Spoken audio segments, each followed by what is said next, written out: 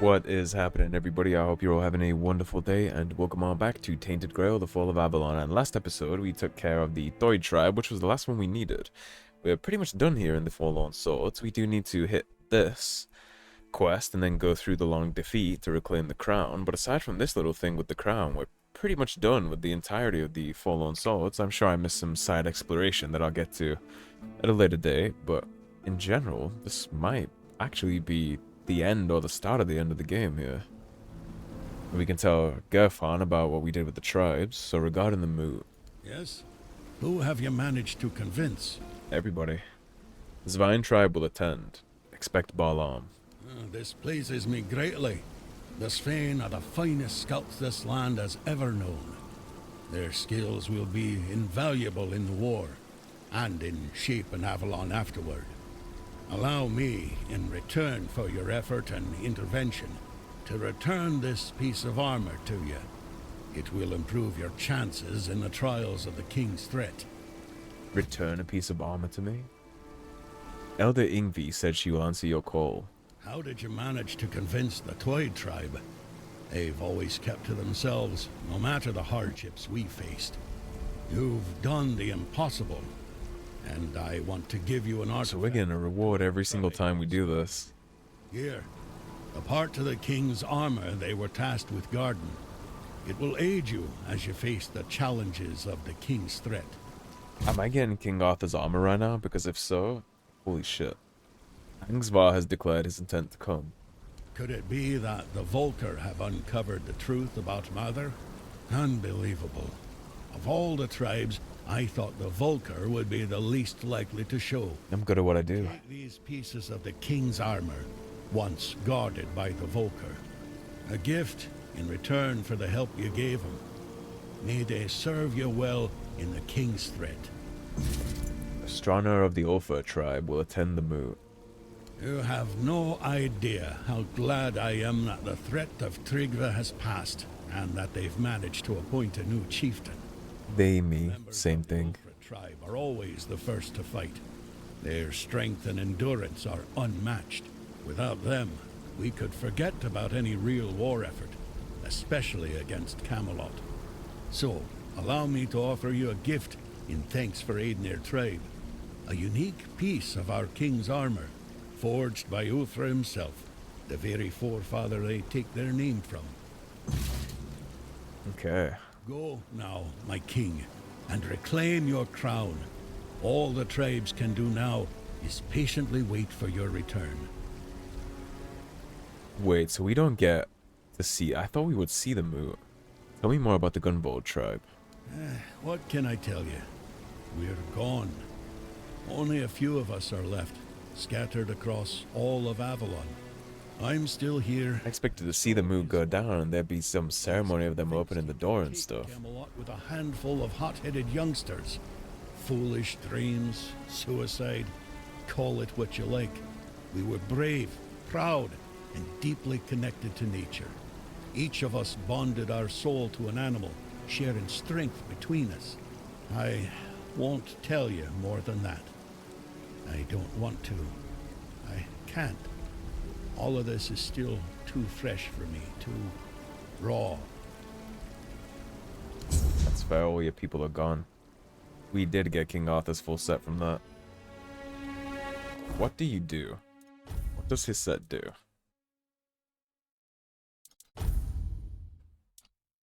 King Arthur's breastplate. When damage is taken, physical damage, spell power, attack speed, and critical chance increase by 5%. The effect disappears after 5 seconds from the last hit. You deal increased damage to 4 dweller enemies. And his gloves. Critical hits restore 10 health and mana. Increase critical chance by 25% when your health is below 25%. You increase deal damage to 4 dweller enemies. You have a 1% chance to instantly kill an enemy if it has less than 50% health. Increases critical chance by 25% when your health is below 50. You deal increased damage to 4 dweller enemies. And increases critical damage by up to 100% depending on missing health. You deal increased damage to 4 dweller enemies. And we're about to go get his helmet. Okay, well, let's just see. Does it actually look like it looks? And yeah, it sure does. That's a badass looking set. You might catch me respecking post-game into making a build with that, because that just looks badass, so... Nothing left to do.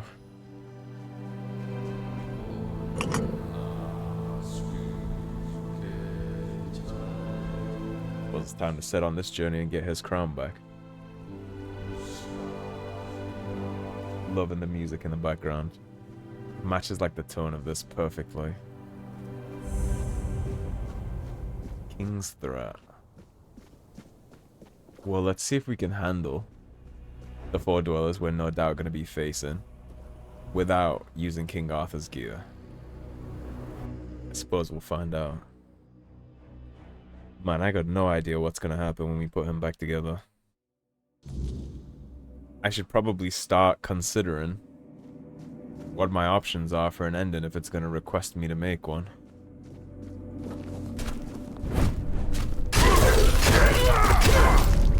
There goes your stamina, you cooked.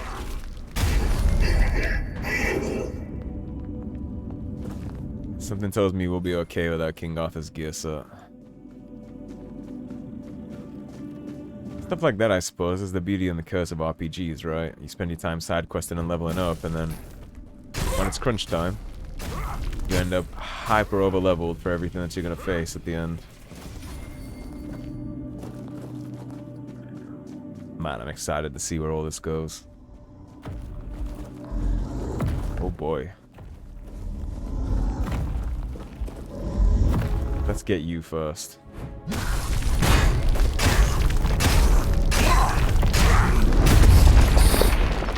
Touch that in the nick of time. Give him a heavy attack.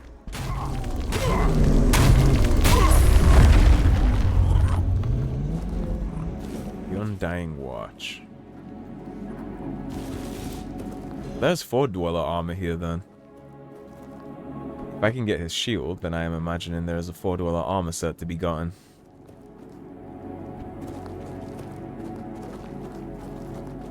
Can I get up there? Is there a way for me to be crafty and cheeky with my movement?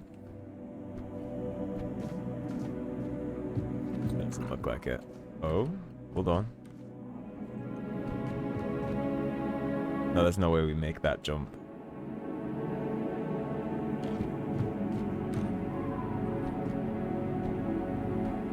So we can maybe get up here. I don't think so. Well, I'm definitely going to be keeping my lookout now that I know I can get 4 dweller gear in here. Crimson Creeper. Stop whatever you're trying to do. You can cut that out. Hello, you. What'd you bring me?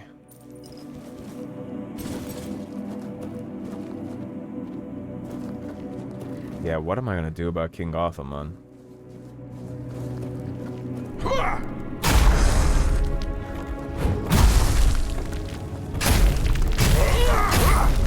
There goes his stamina.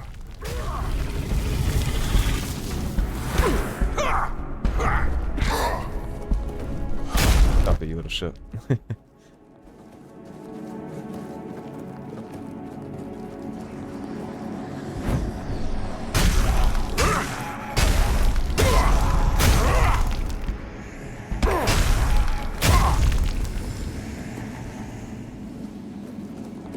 Reavers.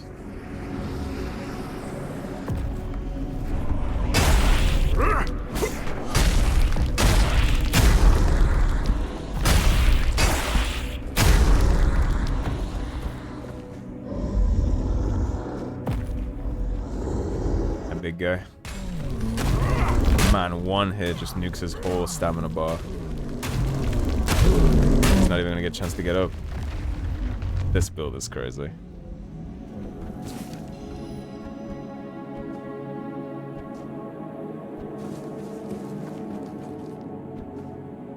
Hidden goodies.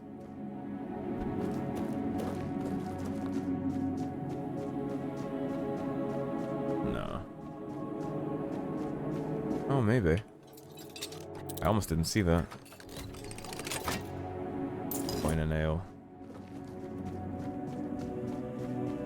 It seems like part of the reason this place is crumbling is because King Arthur keeps cycling in and out, but that wouldn't stop the Red Death, right? And there is so much...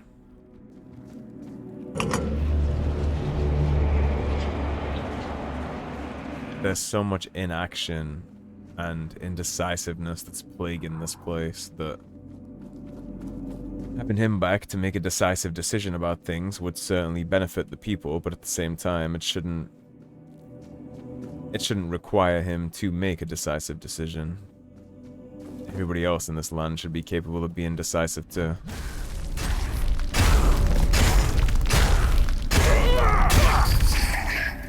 Maybe we already set people enough on their way to do it without him. I mean, we boosted up the Dariada.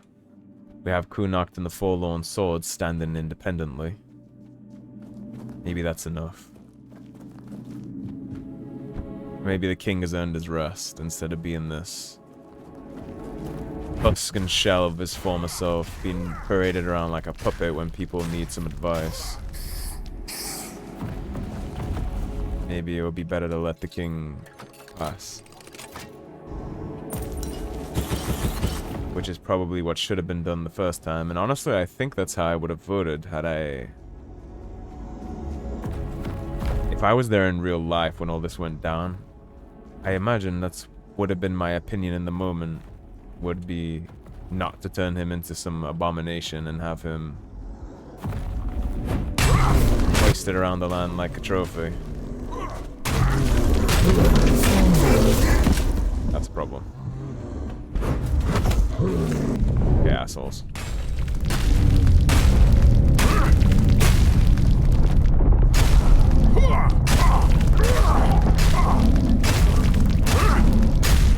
Doc.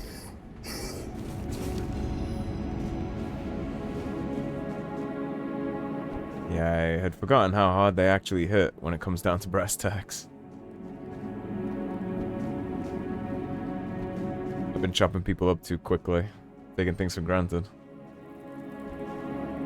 Yeah, I think if I had been there for the decision-making process with King Arthur's death, I think I would have told them not to resurrect him as a husk over and over again. I don't think I would have approved of that. Are you a hidden boss?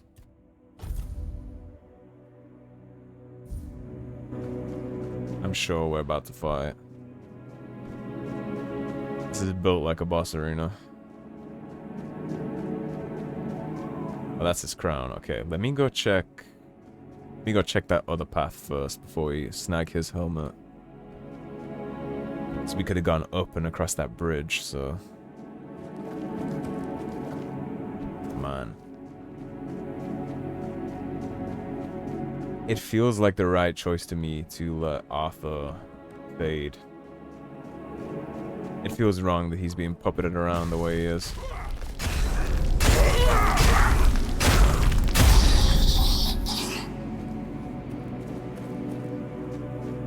It doesn't sit right with me that he... Especially when you read those journals, man, and it was saying that, like, every time he comes back, he just... Sometimes he just came back as, like, a lump of flesh in agony that could barely even speak. Like... That doesn't... You're not selling me on the perspective of keeping him around. I think in the end, the reason he is still around is because... He has a kingdom full of cowards that couldn't function without Daddy, basically. Which is not good. And it's not good to enable that either. If Avalon's gonna survive, it needs to learn how to stand. And truly stand, not just buy time until they need to hit the panic button and bring Arthur back. I don't know, I'm gonna have to... I'm still not decided. That's kind of where I'm sitting right now and where I'm thinking about all this, but... I might have some conversations after I make him whole again that completely change my mind on that, so...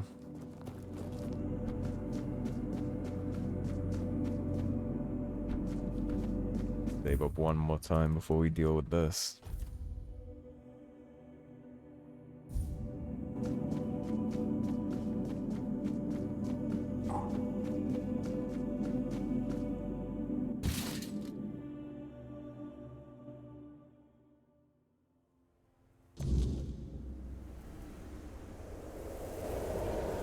It's the final piece that he needed.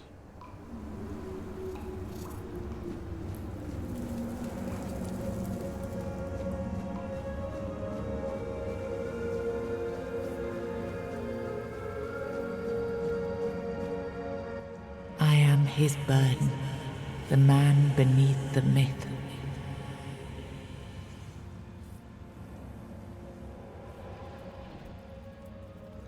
I am the face that time forgot, the name that was never enough.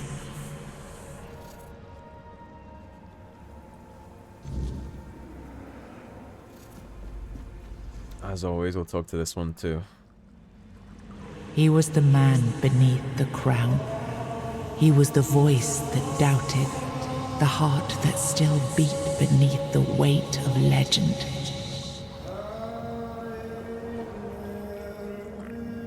Every time we come back here and we get that Danheim Ymir track in the background, it literally gives me chills.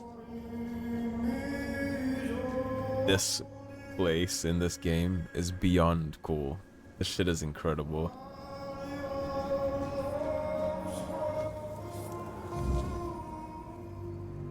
First, you used these people to win yourself a kingdom, and now you herded them here under threat of being stomped to death by giants if they leave or disobey. After all that they've gone through, all that they've done, all that they've suffered, this is how you intend to repay them. No kingdom will stand with people like them within its borders.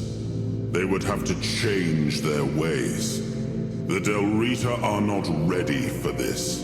You know this.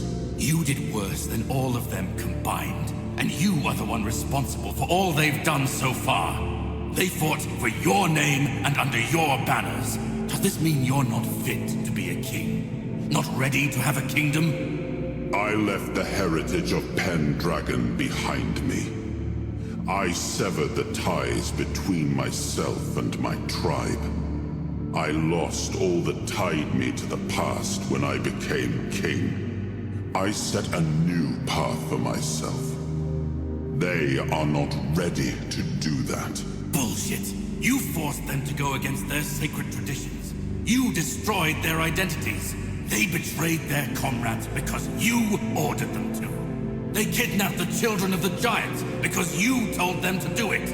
Everything they did was so that you could win this war. And now what? You're going to punish them for being your best, fiercest soldiers, most loyal of your men? This is not... So stop with your excuses already. You broke them, and now you're abandoning them to starve or freeze to death in these damned lands. This kingdom needs to be built on peace, Caradoc. Letting them live among merchants, lords, and ladies in Camelot or Timberwall. How would that go? Exactly as anyone would expect it to go. So we would end up with a civil war. Right after we won the war that almost annihilated us all. Oh, damn you. I've had enough. I stood by you through everything. Even what you did to me. To Seawall. I let it all slide. I told myself it was for something. For a noble cause. But this is where I draw the line. I renounce my oaths, and I'm walking away. Put a blade in my back if that helps you sleep. I don't care. Not anymore. Oh boy.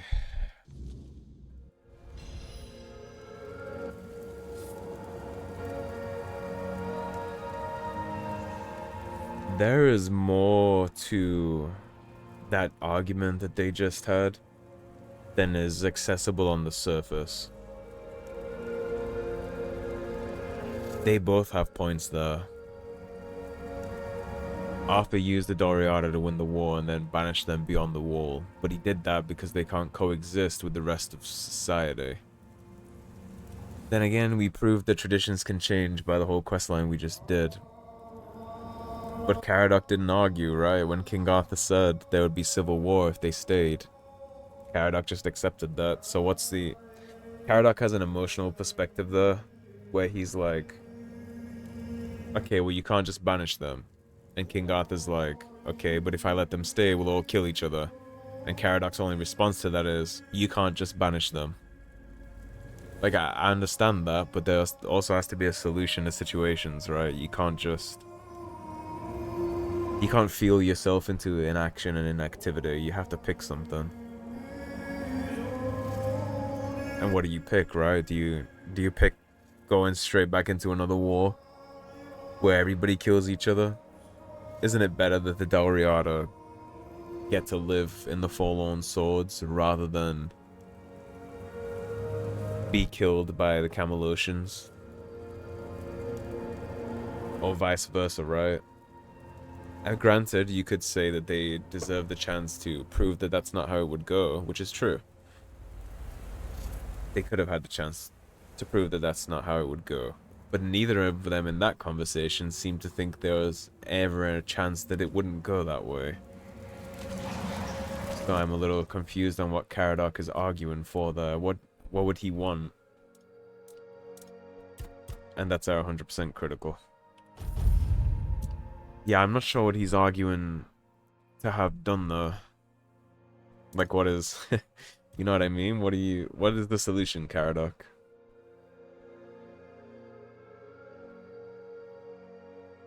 Let's get all that stamina back. Every time we get a kill. Sounds good to me. King's Soul. The Crown. Activating King's Soul fully restores health, stamina, mana. Physical damage and spell power increases by 50. Your actions do not cost mana or stamina and do not use normal quality ammunition. Killing enemies restores a portion of King's Soul. I think our damage is fine, so let's get the King's Soul back faster. That way we can just pop, pop, pop, pop. Well, I'm sure Arthur's gonna have something to discuss about everything we just saw with him and Caradoc. Now I remember it all. I left the best of my people here. I betrayed their loyalty. And for what? Everything is in ruin. Everything I struggled to build is corrupted.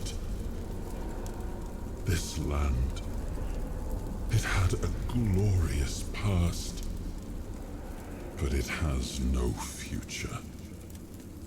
There is no way to save it.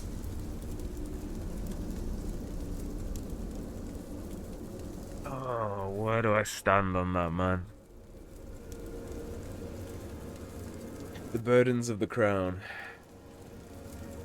He could have given them a chance to assimilate and coexist. And since they were his best people, his best soldiers, the ones that fought with him until the end, I think they had earned that chance. And I think they deserved that chance. And who knows, maybe if he had gotten them into Camelot, then a lot of the social structures would have changed over time, right? Like they have while we've been in the villages. Maybe all this would have already happened. I think ultimately you did make a mistake doing that. I think you were really unfair to the Doriata. I know. I see it now. And it was my decision that cost them the ability to grow and change. I may have been right about the diagnosis. Now I see I could have been wrong about the cure. The tribes helped us win the war. They were fearless and followed every order.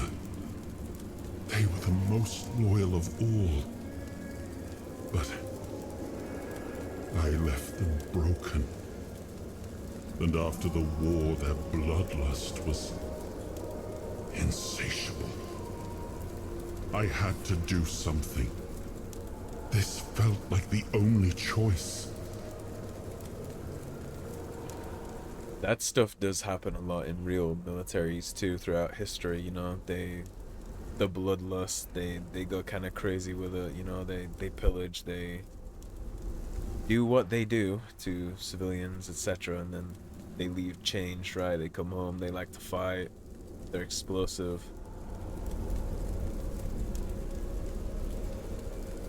What was that about the giant's children? The giants sided with our enemy. We had to find a way to remove them from the equation. So, under cover of night, the tribes stole their children. I told the giants their offspring were our hostages, and that we would slaughter them if they refused to bend the knee.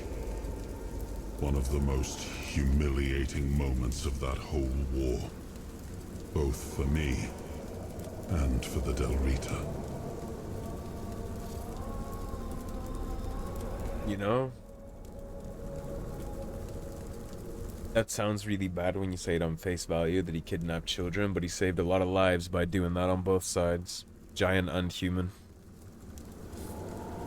They sided with the enemy. Was he supposed to do let humanity go extinct? Kidnapping the giant's children meant that the giants bent the knee. The giants are, well, they're not around anymore because he eventually forced them into slumber, right? But that's thinking like 10 steps ahead, not the decision itself. Probably saved a lot of lives on both sides doing that. I didn't expect Caradoc to care about something. Caradoc had the clearest eyes of any of us. He saw things for what they were. And I think I destroyed that. Destroyed him with all I did. I turned him into this. And now he's only a shadow of the man I once knew. He used to carry hope. Now all he carries is vengeance. What was that about the Pendragons? I come from the Pendragon bloodline. A heritage drenched in as much blood as that of the Del Rita. A heritage that pillaged and fought in the homelands for longer than anyone can remember. And unable to build anything that withstood the test of time. I decided to leave it behind me when we won the war against the Foredwellers, and built our kingdom on Avalon on stronger foundations. Now we've seen that my bloodline must have been cursed. There's nothing left. Nothing worth saving. Nothing worth rebuilding. I gave everything I had to this land. My blood, my soul, my name. And the land devoured it all. I betrayed the ones who believed in me. I cut down the men who fought for me. I turned away from my own blood to build something better. And all I built was another ruin. I thought I was forging a future. I was just extending the fall.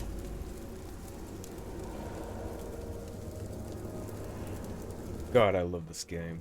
These conversations with King Arthur are so fucking cool and well written. It's so interesting to see his psyche and his personality clash with the fact that everything he built and sacrificed for is...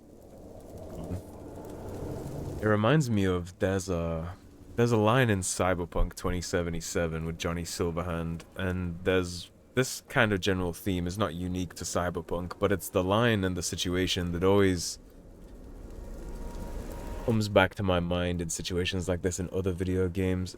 And it's when Johnny Silverhand is sitting in a corporate food slop store, basically, and that place used to be where he would perform concerts, you know, of his rebellious fuck the copo kind of music tours. And he's sitting there on the table realizing that everything he fought for, everything that was so important to him like 100 years ago, it's all gone. It all meant nothing. And he says this is why you don't revive fallen warriors. Because they realized when they came back that it all meant shit. And every time I see something like this in video games, it's kind of true, man. Like, you throw your life down for something that seems so important at the time. And then time goes on. And everything you fought for is either eventually taken for granted and disassembled, or just corrupted and forgotten entirely. That's a deep line of thought, man. So the crown. What do we do about the giants? Do what you want. There's nothing about this land that I recognize anymore. All I've ever done got turned into dust, corrupted against my intentions, destroyed. Why bother? Man. The last time we talked to him when we had the other piece, he seemed almost determined to save the land from itself, and now after that, he just doesn't give a fuck anymore. Just broken.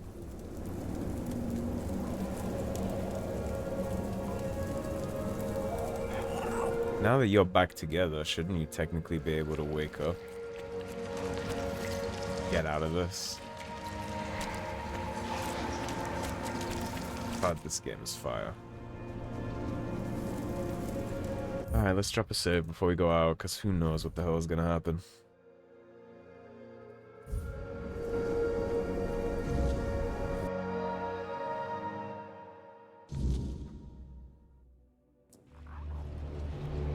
Once and future king, you return. Speak your will through the mortal you now inhabit.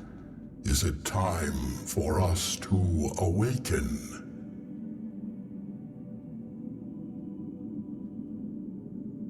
Wow.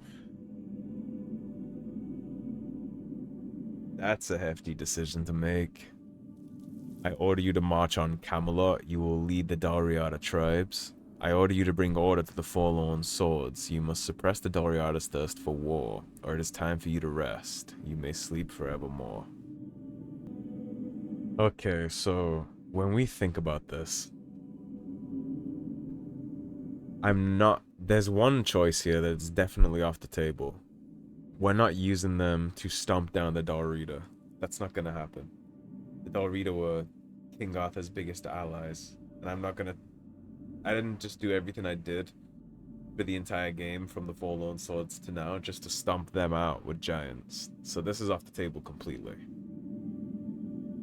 Now, when it comes to ordering the giants to march on Camelot and lead the Dalriada tribes, I'm not so sure if slaughtering Camelot and destroying the city is a good idea.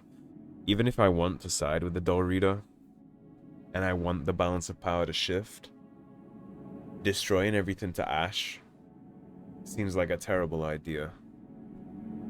It's kind of like burning the Library of Alexandria, right? That seems like a bad idea. And not only that, like King Arthur has said multiple times, they kind of serve themselves. They can't really be trusted, and they've been fucked over a whole bunch. Giants seem to be kind of like nuclear warheads, and I think it's better to take the nuclear warheads off the table than to have them in any specific direction. All this stuff that's on the table has gotten us to this point time and time again, so I think it might be time to just take certain things off the table and see how we get on. It's time for you to rest. You may sleep forevermore. We have waited for this moment for ages. We shall return to the home of our ancestors. We are grateful for this decision. Your will shall be done. Yeah, we don't need giants here anymore to be nuking certain parts of the world and used as pawns in tit-for-tat games. We don't need that anymore. Increases strength, dexterity, perception, practicality, and spirituality by 5. You deal increased damage to 4 dwellers. You know, I think if I equip that helmet, I will have enough juice to wear the whole set.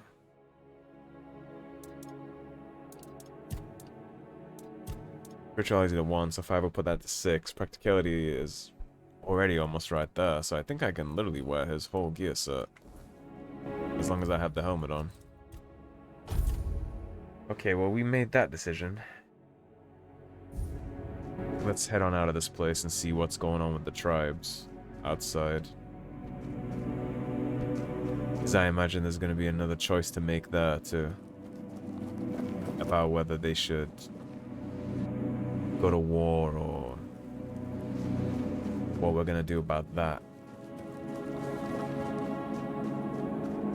Kind of makes me sad listening to Arthur being so beat up and broken about this. I mean, him literally just saying, do what you want, nothing matters anymore. For a man like Arthur to be left in a position like that, somebody full of will and determination and love for his people. There's one common theme throughout all of this that I've paid attention to, is that he always tried to do the right thing. And I think the main reason they always try and bring him back is because it literally can't get better than it can under Arthur, right? He has people united, he makes decisions, he gives them all a common purpose.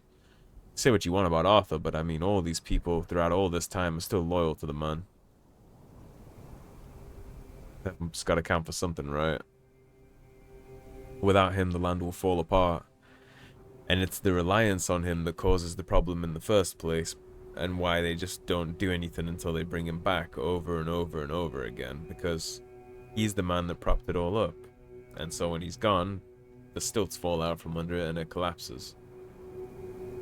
If you want a solution to that, you have to... The solution to that is to flip the table and make them all build something from the ashes that can survive without King Arthur being around. Because the world as it's built right now is codependent completely on him. Can't function without. We are ready to begin the moot. We were only waiting for your return, once and future king. You were strong enough to walk the king's thread, and you conquered it. What is your will, my king? What decision have you made regarding the giants? The giants are gone forever. Their power is too great to be passed on to anyone. I understand your decision, though I struggle to accept it. We had the chance to end the war once and for all, and instead we are left with a fragile peace. I only hope that the threat of the Wyrdness is real enough that Camelot will turn its strength toward protecting the people, and not, once again, to march on our lands. Thank you, my king, for your intervention. I, the voice of the Dalrida tribes, accept your Man, they're decision still loyal. with humility and gratitude. They're still the most loyal people, huh? Even after all that, they're still just willing to accept what I said, even though it fucks them directly. Because we could have given them the big atom bomb there, and they could have just smoked Camelot, and this place would have all been for the Dalrida. Which honestly, perhaps would have been the better decision.